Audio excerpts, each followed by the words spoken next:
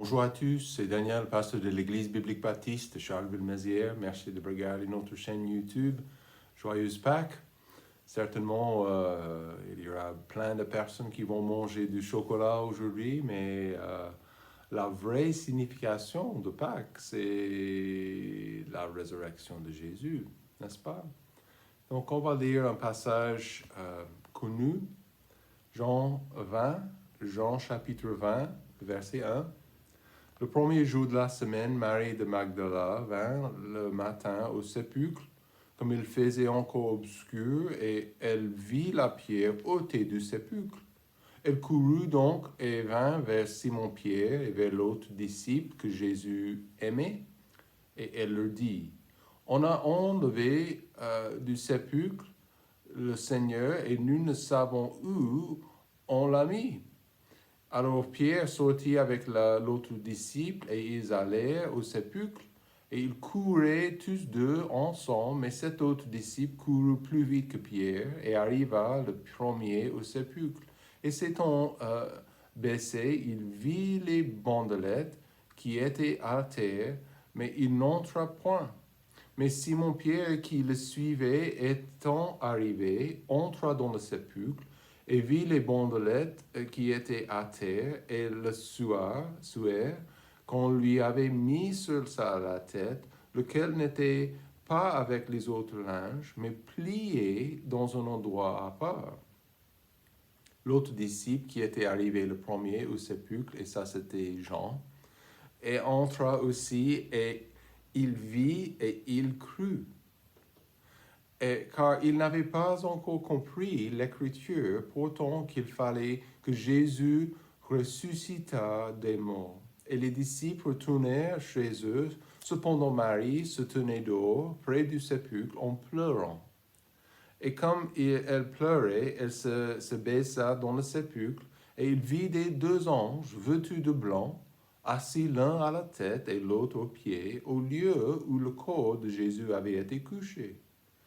Et il lui dit, « Femme, pourquoi pleures-tu » Elle leur dit, « Parce qu'on a enlevé mon Seigneur et je ne sais où on l'a mis. » Et ayant dit cela, elle se retourna et vit Jésus debout, mais elle ne savait point que c'était Jésus. Jésus lui dit, « Femme, pourquoi pleures-tu? Qui cherches-tu » Elle, croyant que c'était le jardinier, lui dit, « Seigneur, si tu l'as emporté, dis-moi où tu l'as mis et je le prendrai. » Jésus lui dit, « Marie. » Et elle s'étant retournée lui dit, « Rabboni, c'est-à-dire mon maître. » Jésus lui dit, « Ne me touche point, car je ne suis pas encore monté vers mon Père, mais va vers mes frères. Dis-leur que je monte vers mon Père et vers votre Père, et vers mon Dieu et votre Dieu. » Et Marie de Magdala vint annoncer aux disciples qu'elle avait vu le Seigneur et qu'il lui avait dit cela.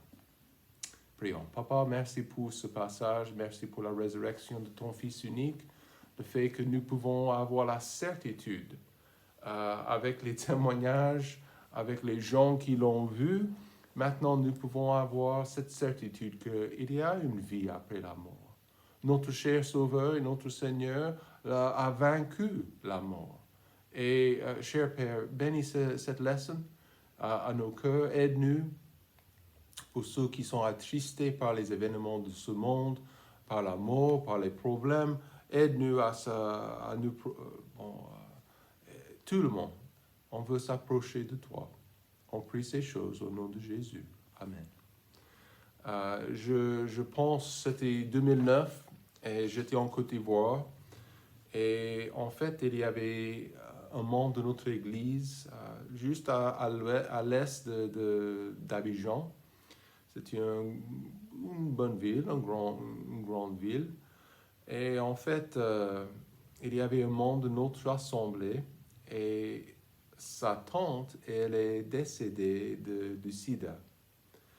Et je me rappelle quand nous sommes arrivés et pour les obsèques, on a assisté pour les obsèques et c'était très triste. Cette femme, elle n'avait que 30 ans, même pas 30 ans. Et c'était trop triste de voir les gens en train de pleurer et de pleurer et de crier et de pleurer et en deuil. Et ça, c'était normal. Mais de voir combien de larmes qui ont coulé ce jour-là, c'était très difficile. Et vous savez comme moi, c'est répété chaque semaine.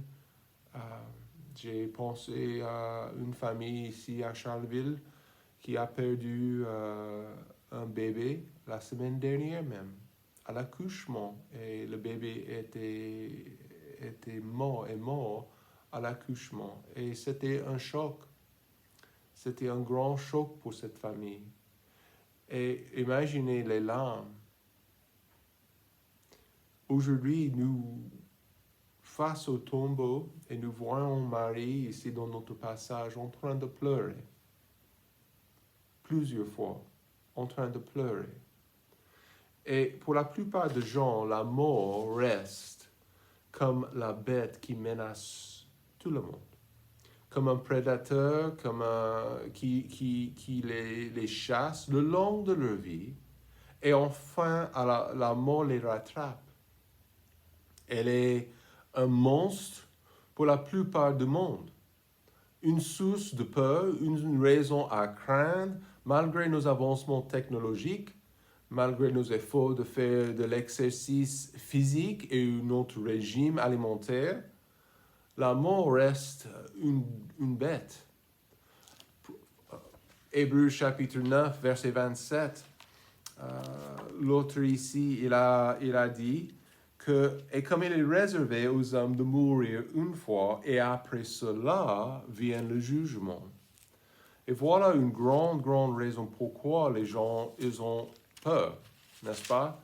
Ils ont peur pour la mort, ils ne comprennent pas mais ils savent au fond de leur cœur qu'il y a un problème. Il y a quelque chose, un jugement qui les attend. Donc, ils peuvent donner toutes sortes d'excuses pour rejeter cette idée, pour rejeter la religion ou Dieu. Mais ça ne change pas le fait qu'ils sont créés en image de Dieu. Ils ont l'éternité dans leur cœur. Mais la mort est présente. Nous avons des cimetières qui donnent témoignage permanent de cette incapacité humaine face à ce monstre. On se vieillit et on meurt. Les gens sont accablés par l'immensité de la mort lorsqu'ils arrivent au tombeau. Et les larmes tombent. Les larmes sont... et pour beaucoup, c'est une tragédie. L'idée que même si un homme de 80 ans, il meurt, ou on a un bébé qui même pas un mois qui meurt. Une tragédie. Hein? Les gens pleurent pour leur chair, pour les membres de leur famille. Les gens pleurent pour eux-mêmes parce qu'ils savent qu'ils vont arriver là-bas. Ils vont arriver au tombeau eux-mêmes. Mais la mort, elle est imminente. Je peux être dans un accident de voiture, même aujourd'hui. Et voilà, ma vie est supprimée.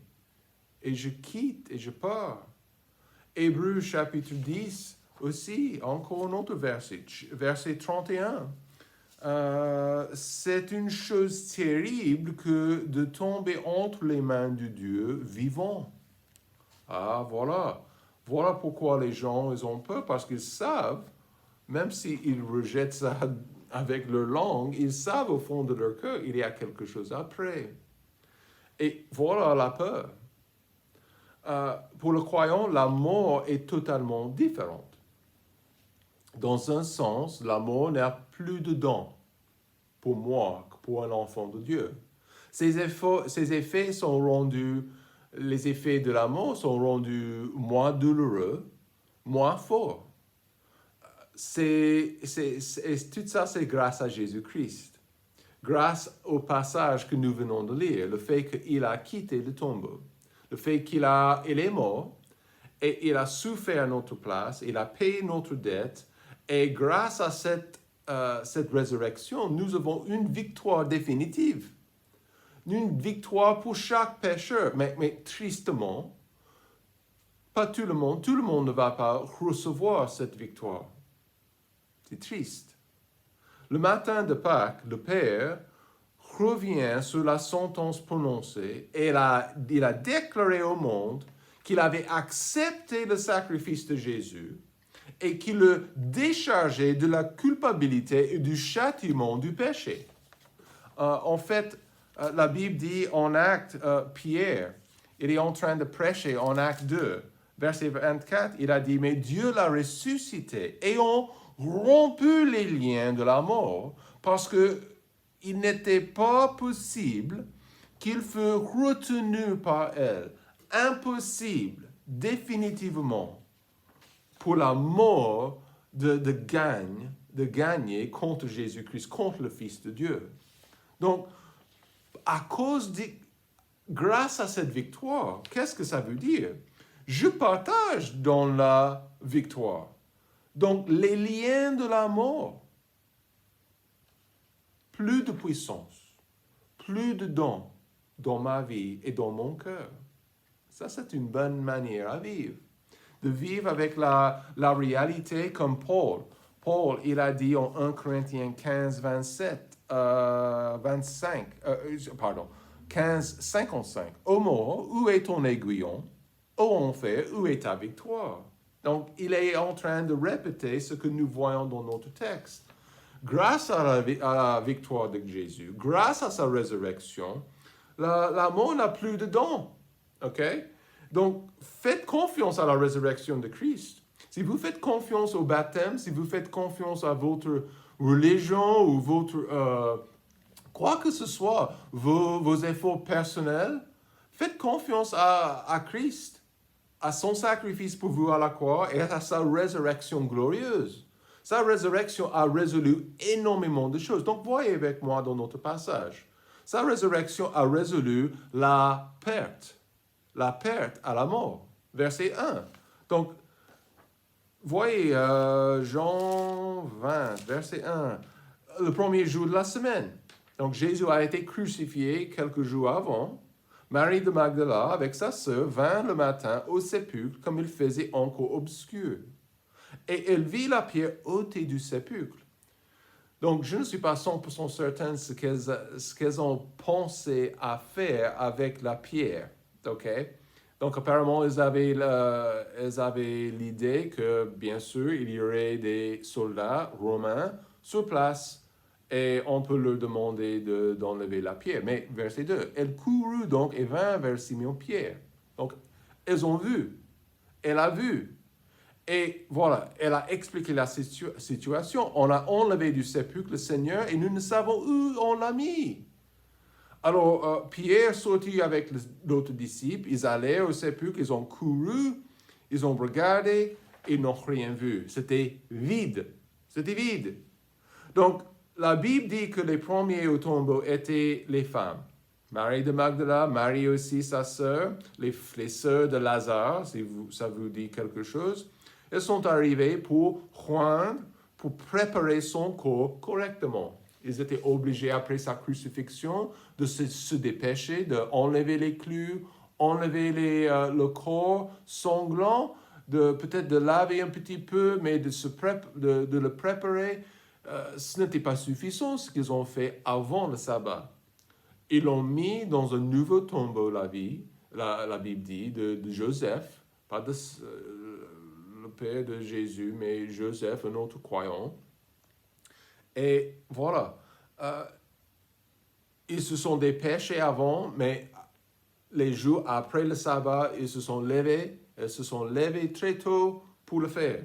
Donc, Marie et sa sœur sont arrivées à trouver ce choc. Plus de corps. C'était vide. Plus de soldats non plus, OK? Parce que les Juifs l'avaient crucifié injustement. Leur première pensée, ça ne serait pas bizarre de penser que les méchants profaneraient aussi son tombeau et son corps. Mais en trouvant le tombeau vide, ça c'était un choc. Elles avaient peur. Elles avaient encore une perte. encore, injustement, il avait été crucifié. Le procès, c'était une farce, c'était complètement ridicule. Le procès juif, le procès romain. Mais tout de suite, ces fidèles pensaient, même Pierre, même Jean, en arrivant après ces nouvelles, ils ont couru, ils sont arrivés au tombeau aussi, ils ont regardé, et voilà, première pensée, encore, une perte. Une perte. Le procès injuste, la mort injuste, mais maintenant son corps est volé.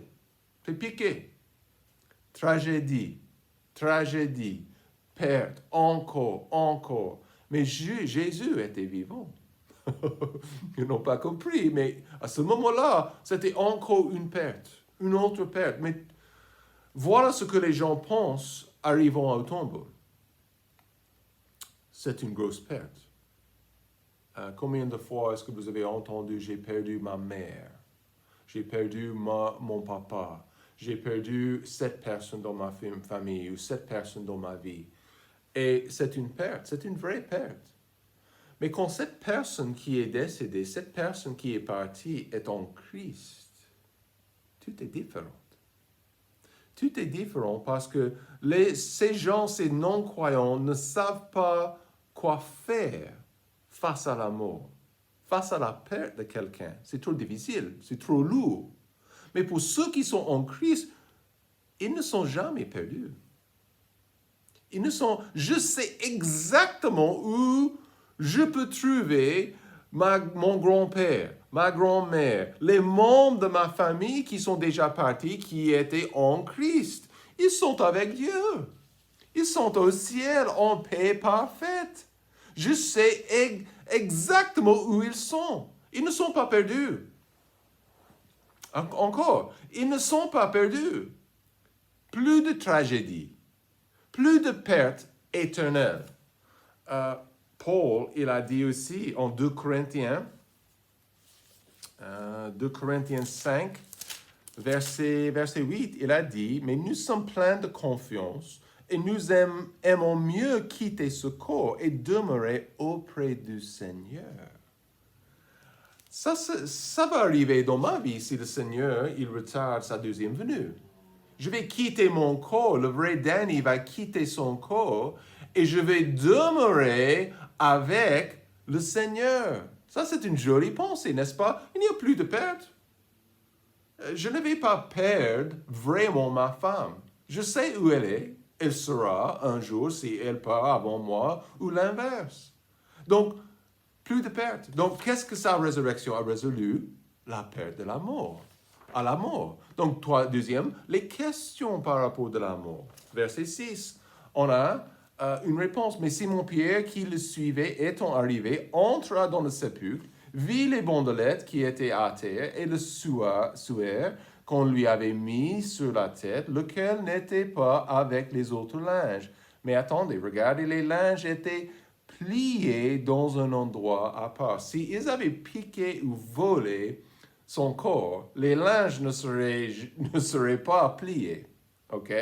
L'autre disciple qui était arrivé le premier au sépulcre entra aussi, car il n'avait pas encore compris l'Écriture, pourtant qu'il fallait que Jésus ressuscitât des morts. Ils n'ont pas compris. Les disciples ont couru au tombeau. Ces hommes ne saisissaient pas encore le sens de cet événement. Mais autant de fois, Jésus a parlé de sa mort et de sa résurrection. Même en Jean chapitre 2, il a dit, si vous tuez ce temple, détruire ce temple, laissez-moi trouver le langage exact.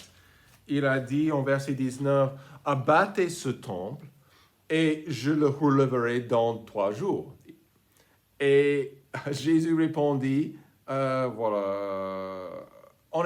les Juifs lui dirent, on a été 46 ans à bâtir ce temple. Tu le relèveras dans 3 jours, mais il parlait du temple de son corps. OK?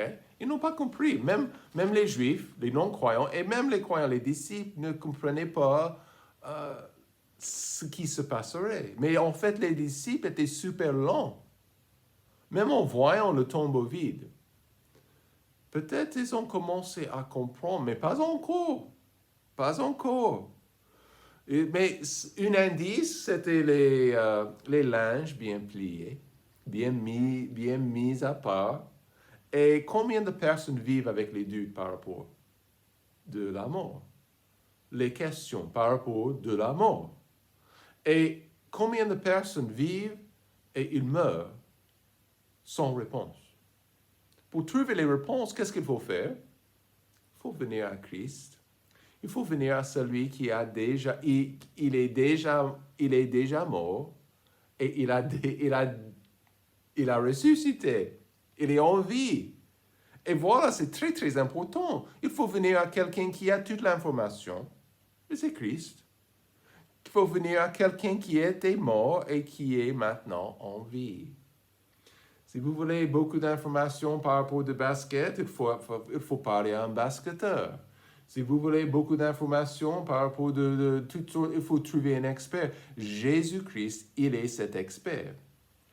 Apocalypse chapitre 1, verset 18, la Bible dit, verset 18, « Et j'ai été mort, et voici je suis vivant au siècle des siècles. Amen.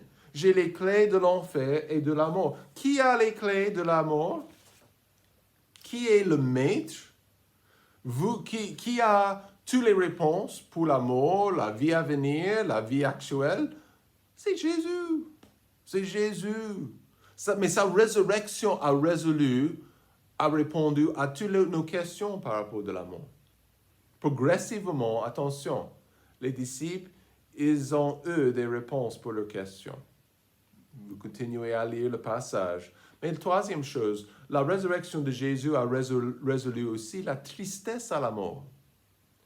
Combien de personnes sont accablées par la tristesse? Verset 11. « Cependant, Marie se tenait dehors près du sépulcre en pleurant. Et comme elle pleurait, elle se baissa dans le sépulcre et il vit deux anges. Aïe, aïe, aïe. Vêtus de blanc, assis l'un à la tête et l'autre aux pieds, et au lieu où le corps de Jésus avait été couché. Et ils lui mirent, femme, pourquoi pleures-tu? Elle leur dit, parce qu'on a enlevé mon Seigneur et je ne sais où on l'a mis. Donc, c'est naturel d'être triste pour les obsèques. Ça, c'est complètement naturel, la tristesse, quoi. Il y a des moments quand la tristesse est une réalité, même dans la vie d'un enfant de Dieu. Mais Paul, il a mentionné quelque chose en 1 Timothée chapitre 4. Il a dit que nous, comme des croyants, nous sommes distincts. Nous sommes différents. Il a dit en 1 Thessaloniciens 4, 13, « Oh mes frères, je ne veux pas que vous soyez dans l'ignorance au sujet des morts. » Des croyants. Afin que vous ne vous affligiez pas comme les autres hommes qui n'ont point d'espérance. Donc, qu'est-ce qu'il est en train de dire? Nous, comme des croyants, grâce à la résurrection, grâce à Jésus-Christ, nous avons une grosse espérance, un espoir. Et le croyant vit avec ça. C'est sûr, c'est solide, plus sûr que la terre parce qu'elle est basée sur les promesses de Dieu. Marie au tombeau était remplie de tristesse, la tristesse, elle a pleuré beaucoup. Mais dans sa tristesse, elle a vu ces deux anges avec un message. Et c'est plus clair en Matthieu 28, verset 6. Ils ont dit, il n'est plus là, il est ressuscité. Quel message! Donc, quelle aussi joie! Et quelle joie pour moi qui est en Christ, sachant que mes péchés sont pardonnés et la mort n'a plus de dons. N'a plus de dons dans ma vie, plus de dons. Donc, la victoire de Christ, sa résurrection, qu'est-ce que ça fait? Ça essuie mes larmes. Ça me donne le courage face au tombeau. Mais le monde n'a pas ça. Le monde ne connaît pas ce courage. Je fais face à la mort, face au tombeau, parce que mon Seigneur l'a déjà vaincu. Sa résurrection me remplit de quoi? De l'espérance. Et je ne suis pas attristé comme le monde. Mais l'âme, il les essuie. Et la dernière chose, sa résurrection a résolu la préparation pour la mort. Verset 14. Jésus, il est là maintenant. Et on dit cela, elle se retourna et vit Jésus debout. Mais elle ne savait point que c'était Christ. Jésus lui dit, femme, pourquoi pleures-tu? Ils ont posé cette question plusieurs fois. Qui cherches-tu? Elle, croyant que c'était le jardinier, lui dit, Seigneur, si tu l'as emporté, dis-moi où tu l'as mis, et je le prendrai. Jésus lui dit, Marie. Et elle s'est retournée, lui dit, Rabouni, c'est-à-dire mon maître. Rabouni, mon maître. Vous mourrez. Prenez le temps de saisir cette vérité, laisse cette vérité pénétrer en nous, en vous. Vous mourrez. Est-ce que vous êtes prêts? La plupart de nous vont dire, non, je ne suis pas prêt. Mais pour l'enfant de Dieu, en réalité, nous sommes prêts. Combien de personnes, c'est comme on dit, quand nous disons, je ne suis pas prêt, je dis que je ne veux pas quitter cette vie sur le prochain train. Mais attention, est-ce que je suis vraiment prêt? Oui. La préparation. Combien de personnes prennent plus de temps pour préparer leurs vacances? Ils prennent plus de temps même pour la liste des courses à faire. Même pas 30 secondes en préparation pour l'éternité. Marie était toujours en confusion. Elle a vu ses anges à l'intérieur du tombeau. Elle avait entendu ces bonnes nouvelles, mais est-ce que c'était vrai? Elle n'a pas reconnu le jardinier, mais il a appelé son nom. Il a appelé son nom. Sous le coup d'une joie et d'un soulagement profond, elle est tombée à ses pieds. Rabouni, maître. Donc, seulement un maître peut donner cette raison pour vivre. Un vrai maître, celui, le sauveur, le Seigneur de ma vie. Il vit. Il vit. Je sers un sauveur ressuscité. Et la préparation commence avec quoi? Son contact avec un Christ ressuscité. N'est-ce pas? Nous sommes sauvés grâce à sa vie, sa mort et sa résurrection. Hyper important. Si vous avez une religion sans un sauveur ressuscité, vous n'êtes pas préparé. Si vous avez un baptême, vous avez des œuvres humaines, vous avez un effort humain, vous n'êtes pas préparé. Il y a le contact avec le Christ ressuscité, il y a aussi sa foi en Christ ressuscité. Donc, elle a vu Jésus. Elle a entendu sa voix, il a appelé son nom et elle l'a vu. Mais nous avons son témoignage ici dans la Bible. Je n'étais sur place à ce jour-là, mais qu'est-ce que ça veut dire? C'est par la foi. J'ai accepté Jésus il y a 32 ans par la foi. Je ne l'ai jamais vu, pas même une seule fois. Mais par la foi, je vois les promesses bibliques, je vois les témoignages bibliques et je lui ai fait confiance. Et vous savez ce qu'il m'a fait? Il m'a donné la vie éternelle, la vie abondante ici, dans ma vie, dans mon cœur. Et quand je regarde le tombeau, la mort n'a plus de dents dans ma vie. C'est grâce à la résurrection de Jésus. Sa résurrection a tout résolu pour moi. Et ça, c'est exactement ce qu'il veut faire pour vous aussi. Laissez-le le faire. Venez à Christ aujourd'hui, faites-lui confiance et il va changer votre vie. Il va changer votre destin, votre destination finale. À Pâques, c'est une fête extraordinaire. C'est une célébration de la vie en fait. Et notre vie est grâce à sa vie. Amen.